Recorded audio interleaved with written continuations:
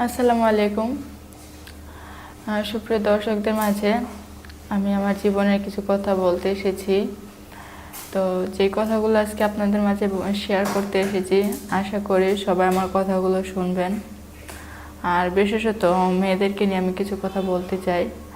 যদি অবশ্য আমার কথাগুলো শুনতে চাও তাহলে আমার ফুল ভিডিওটা, আমার সম্পূর্ণ কথাগুলো অবশ্যই শুনবা, যে আমি একটা মেয়ে।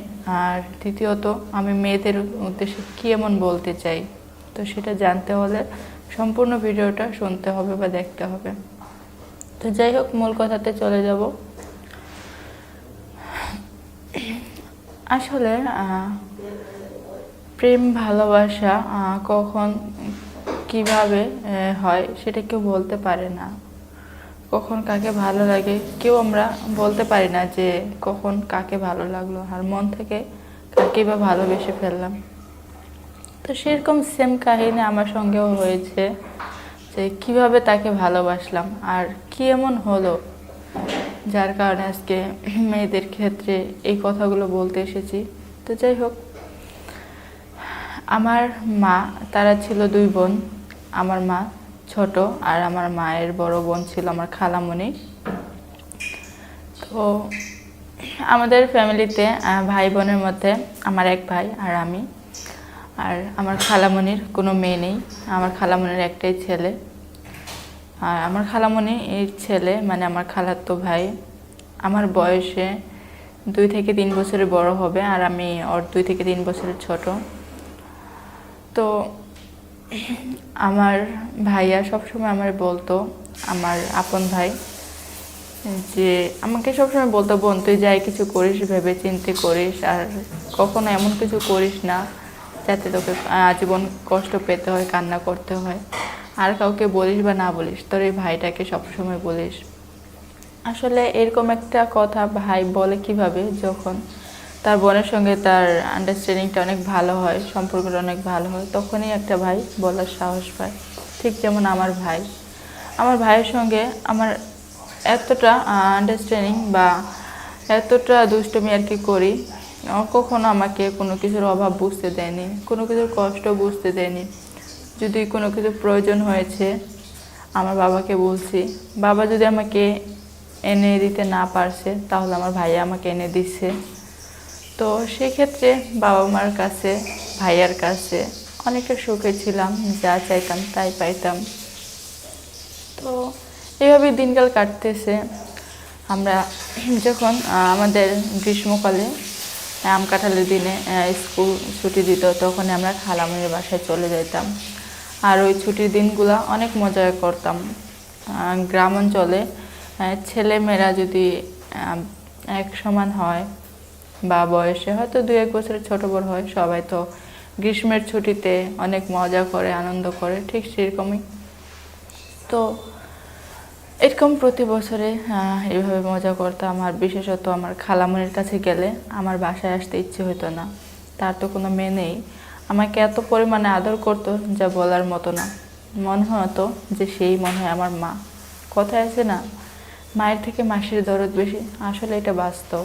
মা না থাকলে খালা মায়ের মতো হয়ে যায়, যেটা আমার মা থাকাকালীন আমি বুঝতে পারছি। তো যাই হোক, এভাবে হাসি খুশি ফ্যামিলিতে এইভাবে দিন কাটতেছে। তো যখন আমি এই স্কুল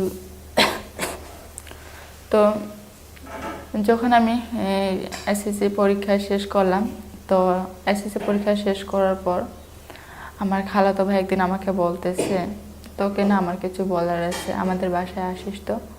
আমি বললাম আচ্ছা ঠিক আছে, কি বলবি এখানে বল।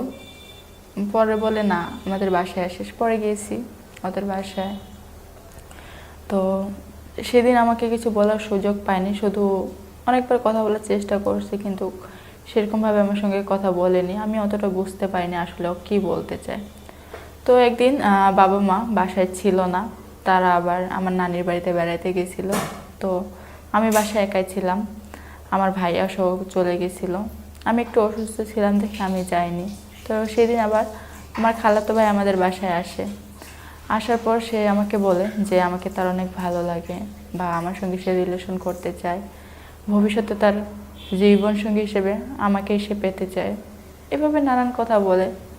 অতি প্রথম আমি তার কথাতে সহমত দেই না, কেননা ছোট থেকে আমরা তো ভাই বোন হিসেবে বড় হয়েছি, আর ভাই ব্যতীত অন্য কোনো সম্পর্কে কোনো সময় ওকে আমি দেখিনি, আর এটা তো অনেক দূরের কথা। তো তারপর আমি এইভাবে চুপ করে রইলাম, কাউকে বিষয়টা কিছু বললাম না, যে হয়তো 2-1 দিন পর ঠিক হয়ে যাবে।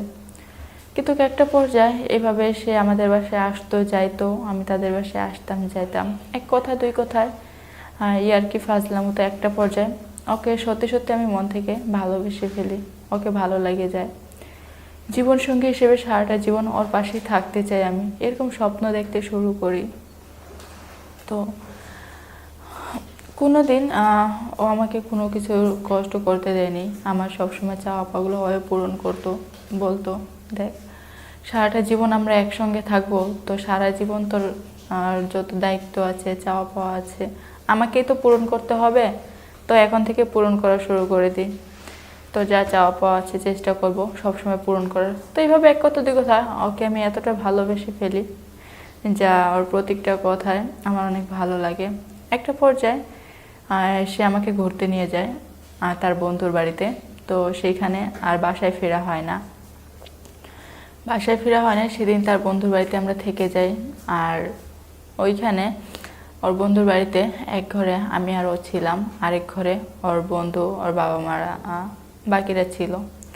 তো সেদিন ওই বাড়িতে থাকাই আমার জীবনে কাল হয়ে নামছিল মনে হয়। ওদের বাড়িতে থাকার পর ওই দিন রাতে একা এক ঘরে পেয়ে ও আমাকে নানান কথা বলে, এক কথা দুই কথায় একটা পর্যায়ে আমি তাকে প্রথম বাধা দিই বা সেও জোর জবরদস্তি করে। তো যখন আস্তে আস্তে ও আমাকে আলতোভাবে জড়িয়ে ধরে, ও আমার কোমর থেকে পুরো শরীরে যখন আস্তে আস্তে আদর করতে থাকে, তখন আর আমি নিজেকে সামলে রাখতে পারি না। তখন একটা পর্যায়ে আমাদের একে অপরের ইচ্ছাকৃতভাবে আমাদের একটা সম্পর্ক হয় ওই দিন রাতে। তো সেই ক্ষেত্রে তারপর থেকেও মাঝে মাঝে প্রায় আমাদের বাসায় আসে যখন বাবা মা না থাকে। তো এমন করতে করতে হঠাৎ খবর আসে আমি যখন ভার্সিটিতে ভর্তি হই। তো আমার ভার্সিটিতে ভর্তি হওয়ার কিছুদিন পরে আমাদের বিয়ে করার সিদ্ধান্ত ছিল যে আমরা বিয়ে করব। যেহেতু আমাদের মধ্যে সব কিছু হয়ে গেছে, তো আমি চাচ্ছিলাম যে এবার আসলে সম্পর্কটার একটা প্রতিশ্রুতি দিই, এভাবে আর কতদিন। তো সিদ্ধান্ত নিয়েছিলাম কিছুদিন পর বিয়ে করব। এরই মাঝে ও বাহিরে চলে যায়, সৌদি চলে যায়। তো সৌদি যাওয়ার পর ও আমাকে কথা দিয়েছিল যে সৌদি থেকে আসার পর ও আমাকে বিয়ে করবে, বা ও আসার পর আমাদের সম্পর্কর কথাগুলো আমরা ফ্যামিলিতে জানাবো। কিন্তু সে সুযোগটা আমার হলো না। ও সৌদি যাওয়ার সপ্তাহখানিক পরেই হঠাৎ আমি একদিন মাথা ঘুরে পড়ে যাই। আর তখন বাবা মা আমাকে ডক্টরের কাছে নিয়ে যায়। ডক্টর আমাকে চেক আপ করে, কিছু টেস্ট করে, করার পর রিপোর্টে ধরা পড়ে আমি নাকি প্রেগনেন্ট। আমার গর্ভে আমার খালাতো ভাইয়ের সন্তান, এটা তো একমাত্র আমি জানি, আর তো কেউ জানে না। তো সেদিন বাবা মা আমাকে একটা কথাই বলল যে এই পাপের সন্তান কার, এই পাপের সন্তানের ভাগীদারি কে, শুধু তার নামটা বল। আমি এই মুহূর্তে কী বলবো বুঝতে পারতেছিলাম না। তখন যেটা হয়ে গেছে আসলে আমিও বুঝতে পারিনি বা সেও বুঝতে পারিনি যে আমাদের এই কাজটার মধ্যে এত বড় একটা কিছু হয়ে যাবে, বা আমরা কোনো পদ্ধতিও নেইনি যার কারণে এটা হয়ে গেছিল।